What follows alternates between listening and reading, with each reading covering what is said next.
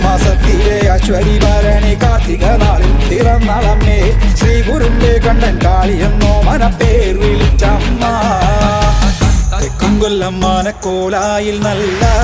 നാലുകെട്ടും ഗോപുരപ്പാടിക്കൽ അകത്തില്ല മകശാലയിൽ നല്ലമ്മ കടന്നു ചെല്ലുമ്പോൾ തകൃതേ പാലൊഴിക്കും പാൽ തളികയിൽ പാൽ പകർന്നു നല്ലമ്മ പൊന്മകനും മകൾക്കും കൊടുക്കാൻ ഉടൻ ചെല്ലും തകൃതേ